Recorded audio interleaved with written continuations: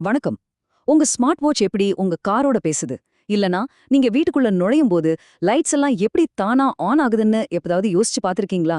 இதுக்கெல்லாம் பின்னாடி நம்ம கண்ணுக்கு தெரியாத ஒரு மாஸ்டர் பிளான் இருக்கு.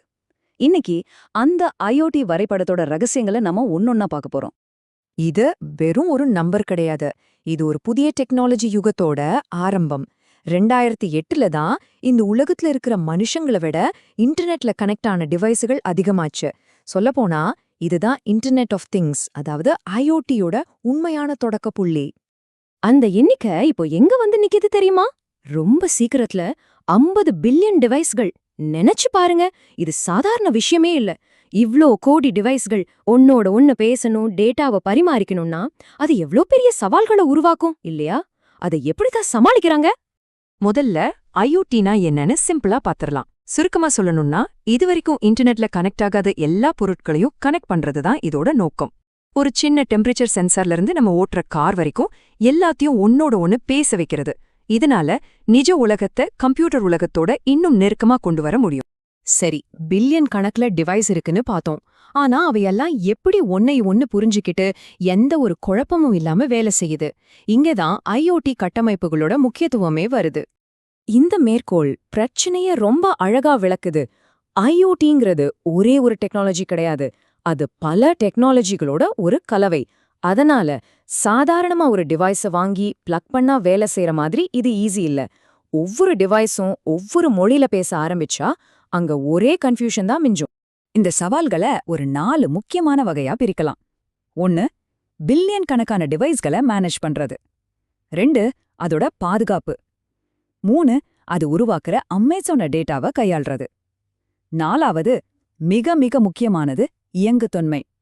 அதாவது வேற கம்பெனியோட டிவைஸ்கள் எல்லாம் ஒன்னோடு ஒன்னு புரிஞ்சுக்கிட்டு வேலை செய்யறத உறுதி பண்றது. இன்னைக்கு நாம இந்த இயங்குதன்மை சவாலை பத்தி தான் ஆழமா பார்க்க போறோம். இந்த தகவல் தொடர்பு குழப்பத்துக்கு தீர்வு என்ன? அதுதான் ஒரு தரப்படுத்தப்பட்ட கட்டமைப்பு.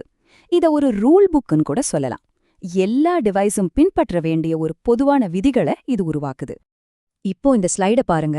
இது பிரச்சனையை ரொம்ப தெளிவா காட்டுது. இடது பக்கம் ஒவ்வொரு டிவைஸும் அதோட சொந்த மொழியில பேசுறதால ஒரே குழப்பம். ஆனா வலது பக்கம் பாருங்க, நடுவுல ஒரு யுனிவர்சல் டிரான்ஸ்லேட்டர் மாதிரி ஒரு பொதுவான சேவை அடுக்கு இருக்கு. இதனால எல்லா டிவைஸும் ரொம்ப ஈஸியா பேசிக்க முடியுது. இதுக்கு பேர் தான் இயங்குதன்மை. இப்போ இந்த துறையில இருக்கிற மிக முக்கியமான உலகளாவிய தரநிலைகள்ல ஒன்னான 1M 2M பத்தி கொஞ்சம் விரிவாக பார்ப்போம். இது இந்த ஐஓடி கட்டமைப்புக்கு ஒரு அருமையான எடுத்துக்காட்டு. வாங்க இந்த 1M 2M தரநிலைக்குள்ள என்னதான் இருக்குன்னு பாப்போம். இது அடிப்படையில பார்த்தா ஒரு 3 அடுக்கு கொண்ட வரைபடம். ஆனா இதுதான் ஐஓடி உலகத்தோட குழப்பத்தை தீர்க்கிற சாவி. அந்த அமைப்பு எப்படி வேலை செய்யுது? 1M 2M கட்டமைப்பு ஒரு 3 லேயரா பிரிக்கலாம். எல்லாத்துக்கும் மேல இருக்கிறது அப்ளிகேஷன் லேயர். இங்கதான் நம்ம யூஸ் பண்ற smart home apps, smart city apps எல்லாம் இயங்கும். எல்லாத்துக்கும் கீழே இருக்கிறது நெட்வொர்க் லேயர். இதுல தான் ஹார்ட்வேர், வயர்லெஸ் கனெக்ஷன்ஸ் எல்லாம் வரும். ஆனா இதுக்கு நடுவுல இருக்கிறது தான் மிக முக்கியமான லேயர், சர்வீஸ் லேயர். இதுதான் அந்த யுனிவர்சல் டிரான்ஸ்லேட்டரா வேலை செய்யுது. இந்த வரைபடம் அதை இன்னும் தெளிவா காட்டுது. பாருங்க, இடது பக்கம் இருக்கிற வெவ்வேறு அப்ளிகேஷன்ஸ் நடுவுல இருக்கிற அந்த பொதுவான சர்வீஸ் லேயரை மட்டும்தான் பயன்படுத்திக்குது. அதுக்கு கீழே என்ன நெட்வொர்க் இருக்கு, என்ன ஹார்ட்வேர் இருக்குங்கிற கவலையே அதுக்கு தேவையில்லை. இந்த கிடைமட்டமா இருக்கிற சர்வீஸ் லேயர் தான் 1M 2M ஓட முக்கியமான கண்டுபிடிப்பு. இது அப்ளிகேஷன்ஸை ஹார்ட்வேர்ல இருந்து பிரிச்சிடுது. ஆமாங்க, இதுல நாம திரும்ப சொல்ல வேண்டிய விஷயம் இந்த பொதுவான சேவை அடுக்குதான். இதனாலதான் ஒரு கார் சம்பந்தப்பட்ட ஆப்பும் சரி, ஒரு வீட்டு உபயோகப் பொருள் சம்பந்தப்பட்ட ஆப்பும் சரி, ஒன்னுக்கு தெரியாமலேயே டேட்டா மேனேஜ்மெண்ட், செக்யூரிட்டி மாதிரி ஒரே மாதிரியான அடிப்படை சேவைகளை பயன்படுத்திக்க முடியுது. சரி, இந்த கட்டமைப்பு திட்டமெல்லாம் ஓகே. ஆனா நிஜ உலகத்துல இது எப்படி ஒரு தாக்கத்தை ஏற்படுத்துது?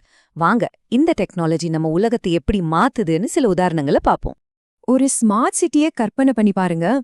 ஒரு கம்பெனியோட கார் இன்னொரு கம்பெனியோட டிராஃபிக் லைட் கிட்ட பேச முடியலன்னா என்னாகும்? ஒரே குழப்பம்தான் இல்லையா? ஆனா 1M 2M மாதிரி ஒரு பொதுவான மொழி இருக்கிறதால கார்கள் தங்களுக்குள்ளேயும் ரோட்ல இருக்கிற சென்சார்கள் கூடவும் பேசி டிராஃபிக்கை குறைச்சு பாதுகாப்பை அதிகரிக்குது. அடுத்து தொழிற்சாலைகள். இங்க வேற உற்பத்தியாளர்களோட மெஷின்கள் எல்லாம் ஒன்னா சேர்ந்து வேலை செய்யணும். ஒரு பொதுவான சேவை அடுக்கு இல்லாம இது ரொம்பவே சிக்கலான விஷயம். ஆனா இந்த ஐஓடி கட்டமைப்பு இருக்கிறதால மெஷின்கள் ஒன்னோட ஒன்னு பேசி உற்பத்தியை அதிகப்படுத்தி ஸ்மார்ட் தொழிற்சாலைகளும் உருவாக்குது. இதுதான் இண்டஸ்ட்ரி 4.0வோட முதுகெலும்பு. நம்ம கட்டிடங்கள்ல கூட இதோட தாக்கத்தை நம்ம பார்க்கலாம். யோசிச்சு பாருங்க, உங்க வீட்ல ஒரு பிராண்டோட லைட்டும் இன்னொரு பிராண்டோட ஏசியும் பேசிக்கிட்டா எப்படி இருக்கும்? இந்த ஒருங்கிணைப்பு கரண்ட் பில்ல மிச்சப்படுத்தவும் நம்ம வசதிய அதிகப்படுத்தவும் உதவுது. இதுக்கும் அந்த பொதுவான ரூல் புக் தான் காரணம். அதனால நாம இப்போ பார்த்த கனெக்டட் கார்கள், ஸ்மார்ட் தொழிற்சாலைகள், திறன்மிகுந்த கட்டிடங்கள், இது எல்லாத்துக்கும் பின்னாடி இருக்கிற அந்த கண்ணுக்கு தெரியாத சக்தி 1M2M மாதிரி ஒரு தரப்படுத்தப்பட்ட கட்டமைப்பு தான். இதுதான் ஆயிரக்கணக்கான வெவ்வேறு டிவைஸ்களை ஒரே மொழியில பேச வைக்குது. சோ நாம இதிலிருந்து எடுத்துக்க வேண்டிய முக்கியமான கருத்து இதுதான். 1M2M மாதிரி தரநிலைகள் தான் நாம பார்க்க போற கனெக்டட் உலகத்துக்கான கண்ணுக்கு தெரியாத ஆனா ரொம்பவும் வலிமையான ஒரு அடித்தளத்தை அமைக்குது.